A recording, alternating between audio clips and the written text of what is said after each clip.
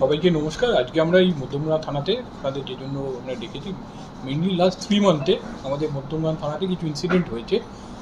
সেই ইনসিডেন্টের বেসিসে আমরা কিছু কেস স্টার্ট করেছি এবং কিছু জিডি রেফারেন্সে আমরা অনেক কিছু রিকভার করেছি। সেই রিকভারিগুলো আজকে আপনাদের সামনে আমরা তুলে ধরছি। লাস্ট 1.5 মাসে আমরা যেগুলো করেছি, মেনলি একটা বড় ইনসিডেন্ট আছে যেখানে একজন মানে হাউসওয়াইফ, তিনি আমাদের থানাতে কমপ্লেন করে যে তার বাড়ি থেকে অলমোস্ট 11 লাখ অ্যারাউন্ডের গোল্ড অর্নামেন্ট চুরি হয়েছে।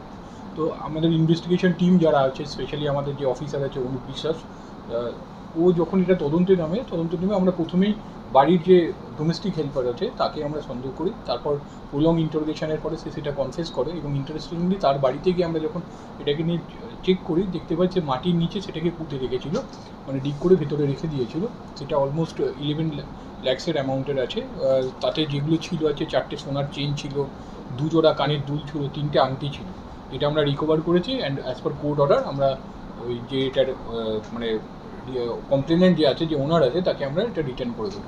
এর সঙ্গে আর একটা ইনসিডেন্টে আমরা কিছু গোল্ড রিকভার করেছি, যেটাতে আমাদের অফিসার দীপঙ্কর ঘোষ আছে, যে সেটা রিকভার করেছিল। এটা মধ্যমগ্রাম থানারই কেস, যেখানে আমরা একটা সোনার চেন যেটার ওজন অলমোস্ট 9 গ্রাম এবং হচ্ছে তার বাড়ি থেকেই একটা ইন্টারেস্টিংলি একটা চুরি হয়েছিল, যেটাতে একটা গ্যাস সিলিন্ডার, এইটারও ভ্যালু অ্যারাউন্ড 60,000। এটা আমরা রিকভার করেছি, সেটাও আমরা কোর্ট অর্ডার করে আমরা ফেরত দিয়ে দিচ্ছি।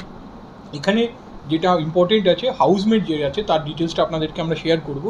এই নিজের পরিচয় রেদার হচ্ছে অনেকটা কনসিল করেই ওই বাড়িতে কাজ নিয়েছিল। ওর নাম হচ্ছে চম্পা দাস, আমাদের দত্তপুকুর থানার আন্ডারে তার বাড়ি আছে।